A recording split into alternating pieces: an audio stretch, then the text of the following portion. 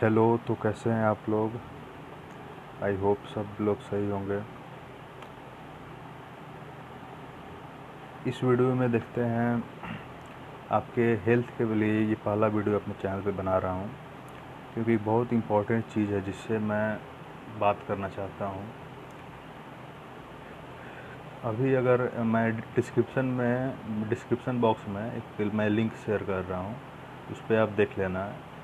एक पूरे वर्ल्ड का सभी देशों का आईक्यू लेवल टेस्ट किया गया है। एवरेज आईक्यू लेवल निकाला गया है हर एक कंट्री का कितना है। तो उसमें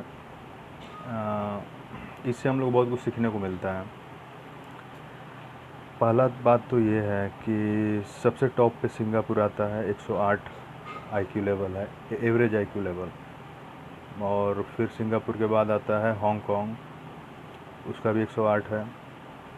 फिर साउथ कोरिया 106 है। फोर्थ नंबर पे आता है जापान, जिसका आईक्यू लेवल 105 है।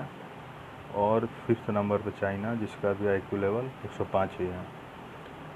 और इंडिया जो है अपना कंट्री, उसका आईक्यू लेवल एवरेज 82 आता है, जिसका रैंकिंग बहुत नीचे है। मतलब समझ लो कि 60-70 के बाद ही उसका आएगा रैंकिंग, टॉप में तो कहीं नहीं है। मतलब 82 एवरेज है। और जापान का 105। तो अभी मैं जापान पे फोकस करना चाहता हूँ, क्योंकि जापान भले ही फोर्थ रैंक पे आया हो आईक्यू के मामले में, और इंडोनेशिया 108 पे आया है, लेकिन फिर भी इंडोनेशिया को ज़्यादा इंटेलिजेंट नहीं माना जाता है। क्योंकि ओवरऑल जब हम देखें, ये बाकी सब क्राइटेरिया भी होते हैं, उसके आधार पे जापान सबसे स्मार्टेस्ट कंट्री माना जाता है। तो अपना फोकस है जापान पे। जब ओवरऑल टेस्ट, जैसे स्कूल में बच्चों का कितने मार्क्स आ रहे हैं, कितने टेक्नोलॉजिकल डेवलपमेंट हो रहे हैं, कितने लोगों को नोबल पुरस्कार, नोबल अवार्ड मिला, टेक्नोलॉजी इनोवेटिव कितने माइंड है लोगों का, ये और हेल्थ, लाइफ एक्सपेक्टेंसी कितनी है, तो जापान में सबसे ज़्यादा है। मतलब कि सेकंड नंबर पे आता है। एक छोटा सा कोई कंट्री है मोरक्को, उसके बाद जापान का आता है। लाइफ एक्सपेक्टेंसी वहाँ तो 90 इयर्स तक लोग एवरेज जीते हैं। इंडिया में 67 है। अमेरिका भी बहुत पीछे है उसका। हेल्थ भी जब से सबसे बेस्ट है। टेक्नोलॉजी, आईक्यू, सबसे स्मार्ट लोग जापान के, क्या कारण है, उस पर अभी फोकस इस वीडियो बनाया हूँ। जो अभी हम लोग इंडियन लोग बहुत नेगलेक्ट कर रहे हैं, दूसरे सीखते नहीं हैं हम लोग। अपने गलती को मानना चाहिए, क्या गलती रहा है हम लोग पे। जापान के का जो भी कल्चर है, खाने पीने का जो भी है, लाइफ स्टाइल, वो सब अडॉप्ट करना चाहिए जितना हो सके। लेकिन कुछ सीखना ही नहीं, अच्छा है कुछ तो सीखें हम लोग, क्योंकि ये प्रूफ हो चुका है कि उसका लाइफ स्टाइल बेस्ट है, बेटर है हम लोगों से। बेटर क्या, बेस्ट है पूरे वर्ल्ड में। तो इसलिए जापान का, पहली बात, मैंने बहुत रिसर्च किया जापान के लाइफ स्टाइल पे। क्या वो लोग, क्या कारण है उनके इतने best, smartest, most intelligent nation होने का, मोस्ट हेल्दी होने का। सबसे पहले बात करते हैं पॉइंट नंबर 1। हम इंडियन लोग जो हैं, खाने का कोई चीज़ खाते हैं तो उसको इतना जला देते हैं, इतना ओवर कुक कर देते हैं, ओवर कुकिंग, जिससे कि विटामिन, मिनरल्स, ओमेगा 3 जो माइंड के लिए बहुत ज़रूरी है।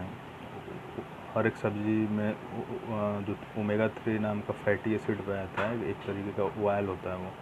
तो ओवर कुकिंग करने पर वो जल जाता है, तो फिर आपके ब्रेन में हो जाएगा नहीं ऑयल।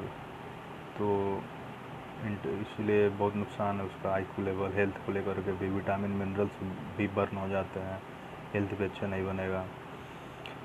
तो जापानी लोग क्या करते हैं कि किसी भी चीज़ को ज़्यादा जलाते नहीं, हल्का हल्का सेकेंड, हल्का सा कुक करेंगे उसको, हल्का सा पकाना उसको, ज़्यादा नहीं, ओवर कुक नहीं करते हैं। जैसे कि व्हीट फ्लोर, हम लोग आटा खाते हैं, चावल खाते हैं, बेसिक चीज़ हम लोग का यही है, इसी से शुरुआत करते हैं। फिर तो जापानी लोग भी आटा खाते हैं, गेहूं का आटा वो लोग भी खाते हैं, लेकिन वो लोग हमारे तरह रोटी सेक करके नहीं खाते हैं कि रोटी ले लिया, बेल दिया उसको और तवे पे डाल के जला दिया।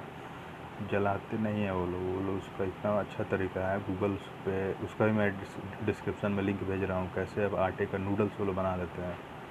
नूडल्स आप घर पे बना सकते हैं, बहुत सिंपल, थोड़ा सा मेहनत लगता है लेकिन हेल्थ के लिए उतना करना पड़ेगा और ज़्यादा मेहनत नहीं है। अब उसका नूडल्स बनाने से फ़ायदा है कि बर्न नहीं होता है, जलता नहीं, उसको सिंपली बॉयल कर दिया जाता है। आटे को सिर्फ आपको आटा जो डव होता है आटे का, उसको थोड़ा सा बारीक उसको पतला बेल लिया जाता है, पहले पतला करके और हल्का हल्का काट के पतला पतला नूडल्स बनाने का। बहुत आसान है, यूट्यूब पर सर्च कर सकते हैं, वैसे मैं ही भेज दूँगा। फिर उसको एक उबलते पानी में उबाल करके तेल नमक डाल करके बस 10 सेकंड के लिए उसमें डाला जाता है उबलते पानी में, फिर निकाल दिया जाता है, उसको ठंडा हो जाने के लिए रख दिया जाता है, फिर वो नूडल बन गया। उसका एक मशीन भी आता है छोटा सा, लेकिन वो तो महंगा आता होगा। तो ऐसे ही आप काट करके बना सकते हैं नूडल। उसके बाद नूडल तैयार होने के बाद उसको बॉयल करके और उसमें जो भी डालना है आपको, सॉस डालना है, आलू प्याज सोयाबीन, तो इस टाइप वेजिटेबल डाल के, या फिर वो लोग जापानी लोग अंडे भी डाल देते हैं चाउमीन में। तो एक बॉयल करके, वो भी एक बॉयल करके डाल देते हैं ऊपर से, तो बॉयल एक के साथ खा सकते हैं नूडल्स। तो कितना अच्छा हो गया। ये तो बाहर का जो मैगी आता है वो तो मैदे का बना होता है, उतना हेल्दी नहीं है। तो व्हीट फ्लोर का बनाएं, घर पे बना लें, या फिर तो ज़्यादा सस्ते में भी हो जाएगा। तो मैं तो बनाना शुरू किया हूँ अभी। तो पहला तो हो गया ये, किसी चीज़ को जलाना नहीं है। और आप चावल भी वहाँ खाते हैं लोग, राइस, जापानी लोग डेली राइस खाते ही हैं। थोड़ा सा राइस कुक करेंगे, उसके ऊपर नोटो बोलते हैं उसको, सोयाबीन को, वहाँ पे सोयाबीन को चंक ले लेंगे, उसको बॉयल कर लिया। आलू भी खाते हैं वो लोग, बस सिंपल सा है, थोड़ा थोड़ा खाते हैं वो लोग। सूप जब भी खाते हैं साथ में एक सूप होता है, जो कि अब इंडिया में तो अवेलेबल होगा नहीं। सूप का नाम कुछ है, मैं भूल रहा हूँ। बहुत फेमस सूप है जापान का, जो कि सी वीड होता है, समुद्र का जो समुद्री ग्रीन कलर का ग्रीन पत्ता होता है, उसको ग्रीन लीफ होता है, उसको वो लोग सूप के रूप में बना के पीते हैं जब भी खाते हैं।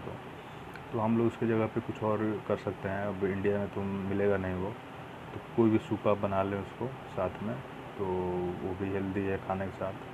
और जापानी लोग 3 टाइम्स खाते हैं जैसे हम लोग, बाकी से नॉर्मल है। और वॉकिंग, वो लोग कहीं जाना आना जाने पे वॉकिंग पे ज़्यादा जोर देते हैं। कहीं आसपास जाना हो तो ये नहीं कि मेट्रो ले लिया, बस ले लिया, वॉकिंग वो लोग करते हैं हाफ एन आवर्स, कम से कम आधे घंटे कम से कम कंटिन्यू टहलना ज़रूरी है। ये नहीं कि 5 मिनट टहला, फिर 10 मिनट, फिर रेस्ट कर लिया, फिर 10 मिनट टहला, वैसे नहीं, कंटिन्यू आधे घंटे मॉर्निंग वॉक कर लें, इवनिंग में कर लें, तो ये बहुत ज़रूरी है। और रोटी चावल का हो गया, नूडल्स खा लिए, चावल खा लिए, तो बेसिक इससे हम लोग शुरुआत कर सकते हैं। बेसिक हम लोग पहले रोटी का अपना हैबिट चेंज करें। और मोदी जी ने अभी जो पराठे पे 18% GST लगाया है, तो उससे भी मे भी लोगों को थोड़ा लेकिन ज़्यादा इफेक्ट नहीं पड़ेगा। रोटी तो लोग खाते रहेंगे, भले ही पराठा लोग खाना कम कर देंगे कि 18% GST लग रहा है, रेट हाई हो जाएगा जो बाहर, घर पे तो लोग बनाए खाते रहेंगे। तो इसलिए ये अवेयरनेस देश में फैलाना ज़रूरी है कि हम लोग अपने कल्चर में हमारी कुछ अगर गलतियां हैं तो उसको एक्सेप्ट करें, दूसरे कंट्री से सीखें, वो भी इंसान है। और मेन बात, चाइनीज़ और जापानीज़ का बहुत डिफरेंस है। चाइनीज़ लोग जैसे खाते हैं, मतलब जो भी चीज़, बहुत सारे जानवर कुछ भी खा लेते हैं वो लोग, तो ऐसे जापानीज़ लोग नहीं खाते हैं। जापानीज़ मैंने रिसर्च किया है, जापानीज़ लोग चिकन खाएंगे, बीफ खाएंगे, बस चिकन, बीफ, एग, फिश, इतना, इससे ज़्यादा वो लोग वो सब नहीं खाते हैं जो चाइनीज़ लोग खाते हैं। उसको तो मैं बोल भी नहीं सकता हूँ क्या क्या खाते हैं चाइनीज़ लोग, आप लोगों को पता ही होगा। तो वैसे चीज़ जापानी लोग को खाने में भी बहुत बुरा लगता है, वो लोग नहीं खाते हैं। वो कीड़े मकोड़े, डॉग को भी, कुत्ते को भी, चाइनीज़ लोग खा लेते हैं। वो कोरोना वायरस जो फैला हुआ है वो भी चमगादड़ हो क्या हो सब कुछ खा लेते हैं, और जापानी लोग वो सब नहीं खाते हैं, इसलिए वो लोग इतने चाइना से ज़्यादा इंटेलिजेंट तो हैं ही। सभी लोग जानते हैं टेक्नोलॉजी में, हेल्थ में, नोबल अवार्ड में, सब चीज़ में चाइना से ज़्यादा इंटेलिजेंट हैं, आगे हैं वो जापानीज लोग, डेवलपमेंट में भी आगे हैं। तो जापानीज लोग तो भाई गजब के हैं, सीखना चाहिए। देखो पॉपुलेशन कम है फिर भी अमेरिका से compete कर रहा है अभी। अगर थोड़ा साइज भी छोटा सा देश, अगर थोड़ा इसका एरिया ज़्यादा होता ना, पॉपुलेशन ज़्यादा होता, तो अभी वर्ल्ड में नंबर 1, इसके आगे कोई नहीं होता। फिर नंबर 1 तो अभी भी है, लेकिन थोड़ा मिलिट्री पावर थोड़ा वीक है उसका, क्योंकि मिलिट्री में अब पॉपुलेशन साइज वो सब उतना है नहीं उसका, लेकिन फिर भी अभी भी ज़बरदस्त है। उतने छोटा कंट्री होते हुए भी पर्ल हार्बर पे जो अटैक कर दिया था अमेरिका पे, आज तक किसी का हिम्मत नहीं हुआ है करने का। तो उसके बाद ये तो अलग बात हो गया मिलिट्री का, लेकिन अपने को जो है अभी पीसफुल तरीके से चल रहा है जापान। इंडिया से भी अच्छे रिलेशनशिप हैं, तो इंडिया को सीखना चाहिए। जैसे विवेकानंद ने भी कहा था कि आने वाले समय में हर एक रिलीजन के झंडे पे लिखा होगा कि आओ एक दूसरे से सीखें, एक दूसरे का विरोध नहीं करें, एक दूसरे से सीखें, मिलजुल कंपोजाइट कल्चर एक वर्ल्ड का जो बेस्ट, मतलब जिससे जो बेस्ट जापानीज लोगों को हमारे कल्चर में जो बेस्ट लगे वो उसको ले लेना चाहिए, लेते ही हैं। महात्मा बुद्ध वगैरह हमारे फिलोसफी को लोग भी कुछ मानते हैं। तो हमारे यहाँ की स्पिरिचुअल का जो नॉलेज है उसको भी कुछ लोग वहाँ मानते भी हैं थोड़ा। तो जो बेस्ट है जो कंट्री का लेना चाहिए, जापानीज का भी ज़बरदस्त है, उसको लेना चाहिए। इन्वायरमेंट भी गजब का है, पॉल्यूशन फ्री है कंट्री पूरा। वहाँ पे सोलर एनर्जी का ज़्यादा यूज किया जाता है, और लोग ज़्यादा वाटर बिल्कुल पॉल्यूशन फ्री है वहाँ। वाटर हवा भी पॉल्यूशन फ्री है। तो ये सब चीज़ हमको सीखना चाहिए कैसे है। टेक्नोलॉजी इनोवेटिव माइंड है हम लोग का। तो कुछ लाइफ स्टाइल खाने पीने का है वो तो करेंगे तभी तो हम लोग सीख पाएंगे। तो बाकी जापानीज लोगों का आगे भी, अभी इतना ही पे वीडियो, लंबा वीडियो हो गया, यहाँ तक ख़त्म करते हैं। आगे फिर आगे लाएंगे जापानीज लोगों के बारे में और लाइफ स्टाइल के बारे में डिस्कशन करते रहेंगे। पहले ये हम लोग शुरुआत करें। ओके। और हेल्थ पे ये मैं पहला यूपीएससी के अलावा पहली बार एक वीडियो बनाया हूँ हेल्थ पे। तो अलग अलग टॉपिक पे ही बनाते रहूँगा, ऐसा नहीं सिर्फ यूपीएससी पे बनेगा।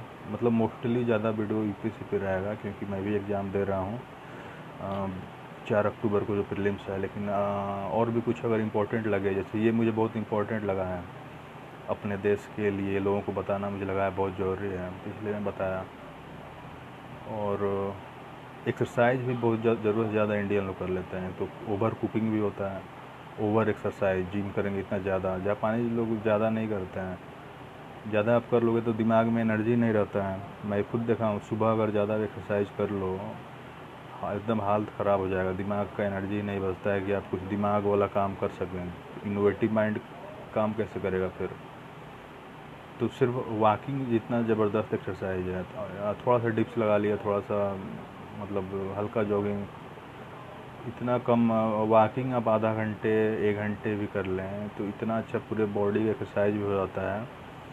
और जो है थोड़ा स्ट्रेचिंग कर लिया बस काफ़ी है इतना हेल्थ के लिए, थोड़ा एनर्जी माइंड। उसके बाद आप कोई भी काम करने जाओ, अपने पढ़ाई करने जाओ या फिर कुछ भी काम, तो दिमाग काम करता है, दिमाग में एनर्जी बचा रहता है। इनोवेटिव माइंड तभी तो कुछ खोज करेगा देश अपना, इनोवेटिव माइंड। और दूसरी बात है कि अगर कुछ भी ना करो एक्सरसाइज तो भी दिमाग काम नहीं करेगा। आप ज़रूरत ज़्यादा कर लो फिर भी दिमाग काम नहीं करेगा, दिमाग का एनर्जी जो है वो ख़त्म। तो हल्का से एक्सरसाइज वॉकिंग ज़रूर करें, आधा घंटा 1 घंटा, ये मेरा रिकमेंडेशन है और मैं भी करूँगा। और ज्ञान तो भाई जो नॉलेज है वो दो लोगों को मैं शेयर करता रहूँगा, ऐसा नहीं अपने पास रखूँ। जो लोग करना होगा वो करेंगे, बहुत लोग देखने के बाद भी नहीं करेंगे भी मैं जानता हूँ।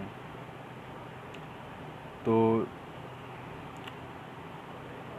आप लोग, मैं यही चाहूँगा कि इसे फॉलो करके देखें, बहुत अच्छा है, और रिसर्च करते रहें अपने तरफ से भी। मैं लिंक डिस्क्रिप्शन बॉक्स में डाल दे रहा हूँ। जय हनुमान, जय माँ सरस्वती। Okay, good bye.